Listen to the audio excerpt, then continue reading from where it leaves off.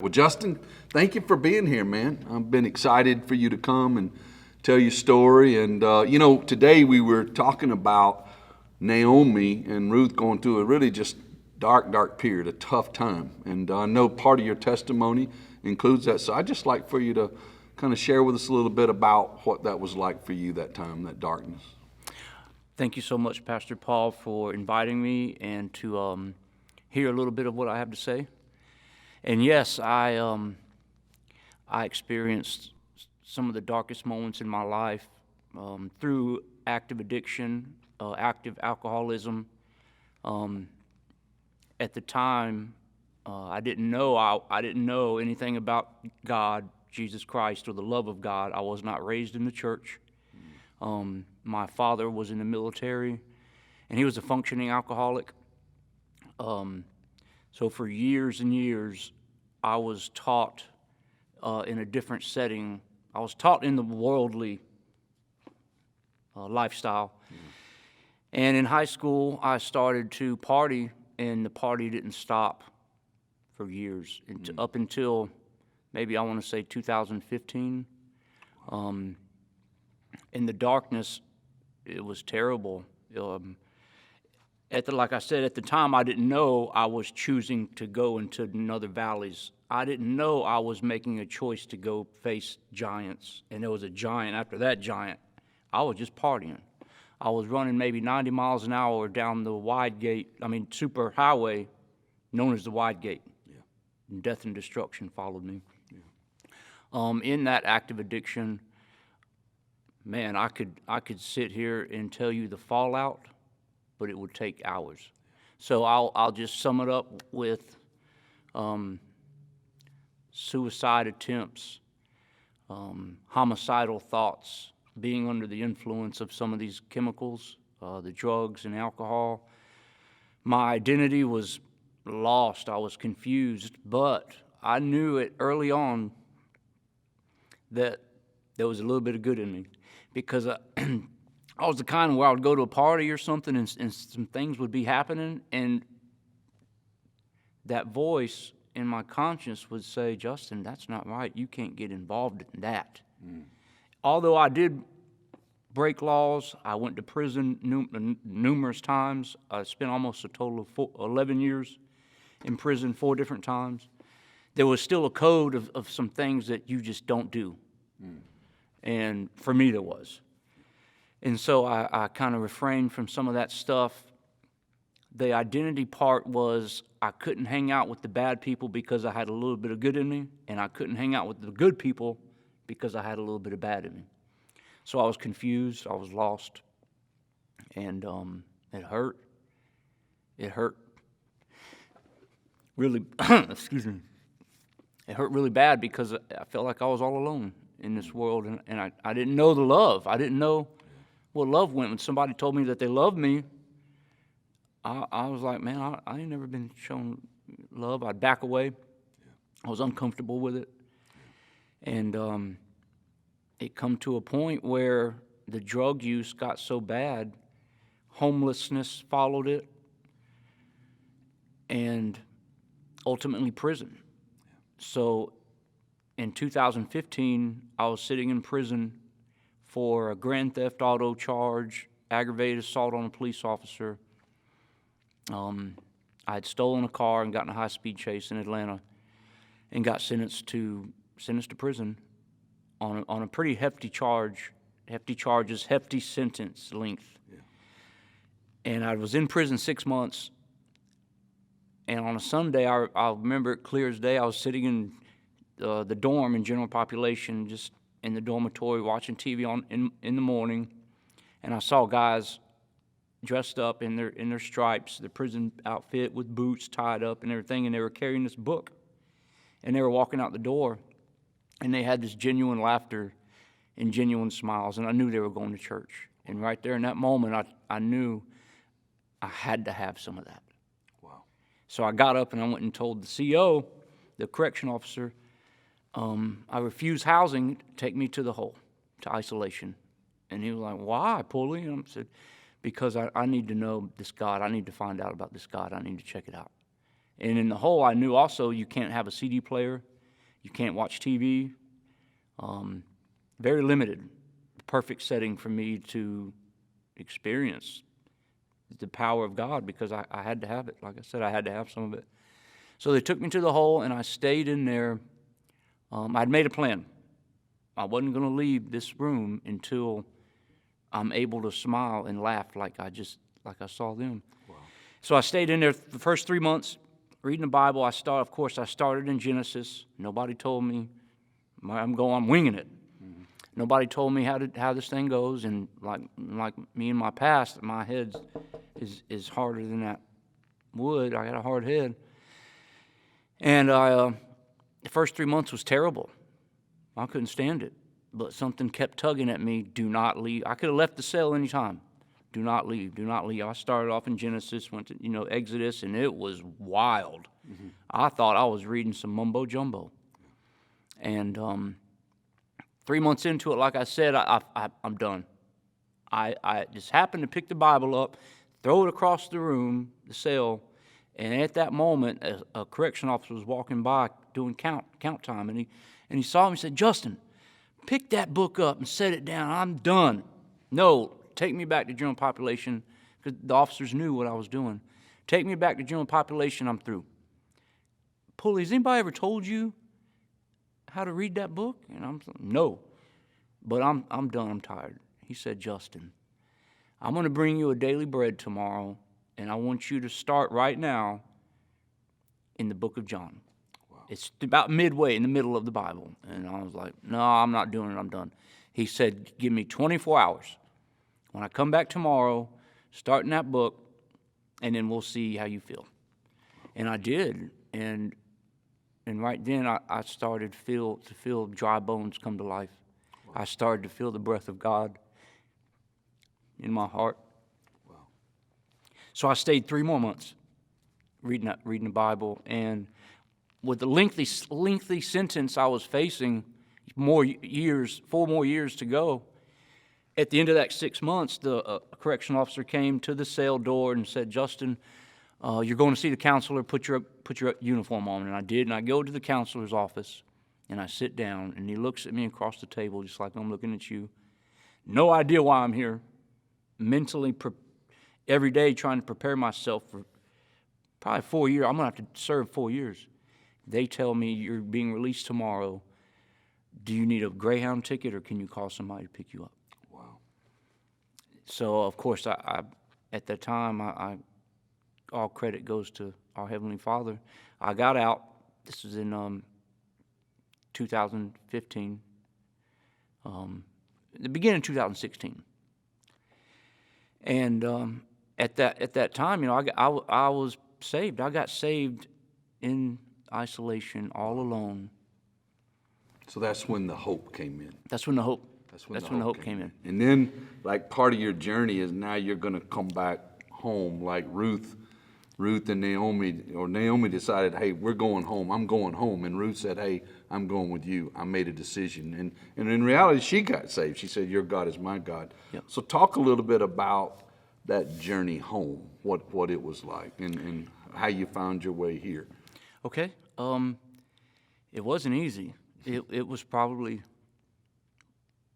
one of the hardest things I've had to do in my life, simply because the amount of guilt and shame that accompanied my present reality was overwhelming. To come back home physically at a physical location was like, wow, I don't know what people are going to say about me, think of me, and I didn't want to do it. But at the same time, I knew I had to do it. Yeah. Some of that identity had started to increase, and forgiveness started to set in. I wasn't done yet. Yeah. I still, there's been some growing pains. Yeah. And so Did you say growing pains were like when you would fall back, like you came and then you would fall and you kept, and so coming back sometimes is bumpy. It's a bumpy ride. It was a bumpy road. Yeah. It was a bumpy road, and I couldn't expect less. I didn't really think that 22 years worth of addiction and alcoholism was going to be fixed in a week. Wow. Or those 6 months in that isolation cell. Right.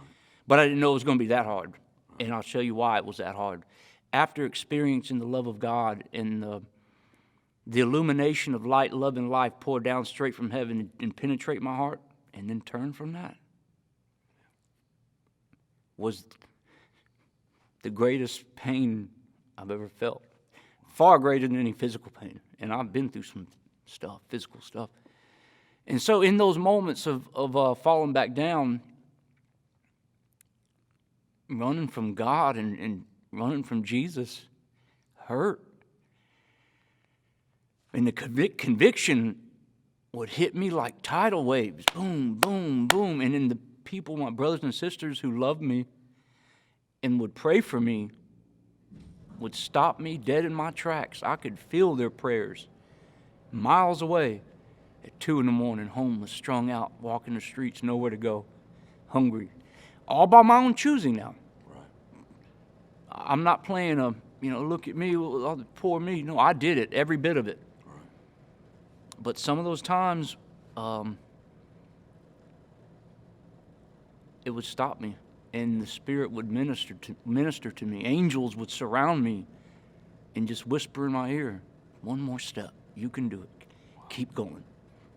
And so in end of 2017, I was invited to the church here through Chris Cloud. Yeah. And I started coming. I had fallen, gotten back up, started to come. This is when I was introduced to Evangel Temple.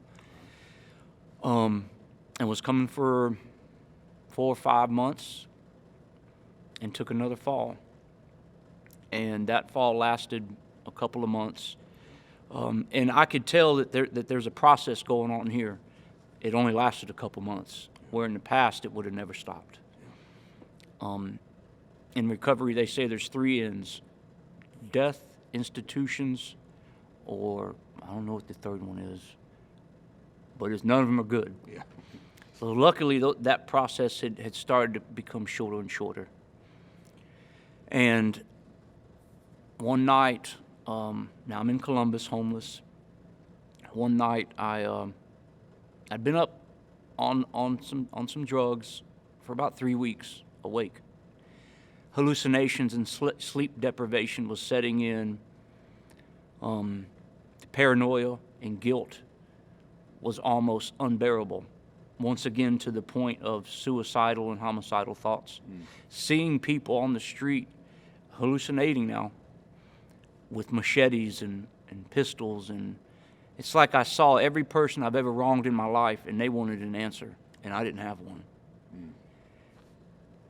And mentally, is this reality or is this the drugs? Right. So luckily I made some of the right choices. Justin, you know this has got to be, you cannot react to this type stuff. And then in my past, those reactions hurt people, ended me up in prison, ended me up riding around in a stolen car, all those illicit activities. Right. So that night, about 2 a.m, I had the Spirit, was once again, never stops, ministering to me, and I was over on River Road and told me, Justin, you have got to go to church. You got to go back to church. Okay, I'll go Sunday. No, right now. No, I can't go right now. You might die tonight. Okay, you got me. So I walked up River Road to Manchester and started heading this way. And as I got closer, I could automatically start to feel an electric charge. I couldn't cross the street. I couldn't cross the street to get over here. And I stopped and prayed. And my heart was so heavy. It felt like this time I was coming to the church could only be when nobody's here, because I couldn't allow them to see me like this. The congregation, I was so full of shame, and I start to take a couple steps across the street. No cars are coming. thank the Lord, because I don't know if I would have stopped. If I finally built up enough of this courage to cross the street, I wasn't going to look. I wasn't going to stop. Right. So I got across the street, and I'll never forget it. I'll never forget it. I make it all the way across, and I see the sign. It said, "Welcome home." And it was far greater than a physical location. Yes, this is my home church, but it was a spiritual home. And I went and I was crying like a little baby. And I sat down next to the welcome home sign. And every chain the devil had bound me with started to snap and fall off left and right. And there was peace that just washed over me. And I finally grasped the fact that if the God of all creation, the creator of creation and the overseer of creation forgave me, who am I not to forgive myself? Wow. And I did. Wow. I took a stand and said, "Justin, your past is your past. Your future is a present, a gift from God, and let's go with it." Wow. That's so good. I love the way you brought your brokenness home like Naomi did. Naomi said, "I'm broken." And then God took that, and as the story will continue, did something amazing. So I want you to talk about now, you've come home, and now today, as this is showing, is your 1 year anniversary. Today. Man, that is so awesome. That is so powerful. Today. 1 year today, clean. And so I want you to talk about this last part about what God has done in you and through you in this past year, how he's taken that brokenness and what he's done. Pastor Paul, you know that a lot of times throughout the years, people would tell me in recovery, if I could do it, you can. Don't tell me that. You don't know. You don't know about me. Right.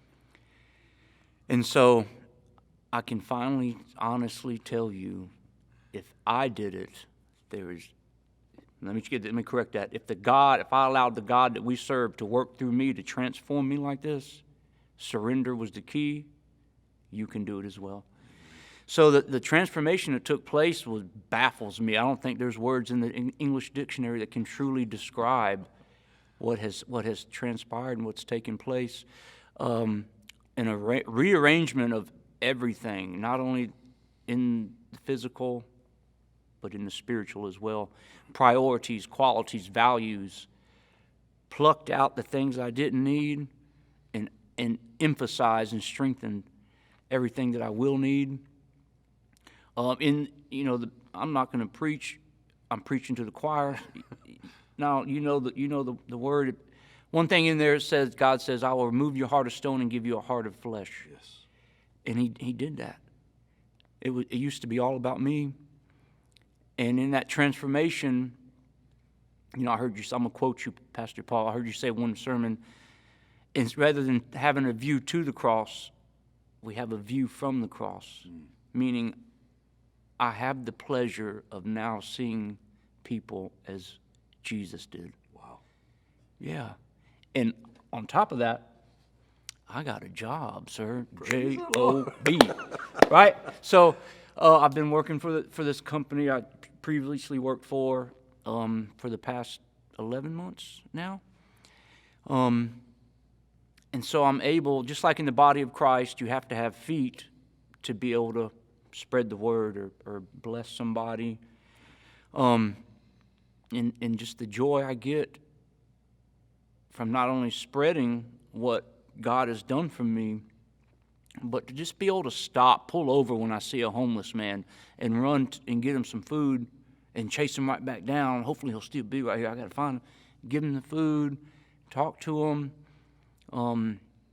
It's amazing. I have a place to live. My bills are paid. I have a vehicle. I have clothes. But, that, like I said, that's in the physical, in the world stuff. But nothing compares to having the pleasure or given the gift to live the abundant life Jesus promised me. Amen. That he'd give me. Praise the and Lord. that's where That's where I'm at now. That hope has come full circle. Yes, it has. I'm going to tell you something, Justin Pulley. God's not done with you yet. You keep walking that path and you keep on that journey. I believe, just like this story, as Ruth goes, in the end, it's better than you could ever ask or imagine.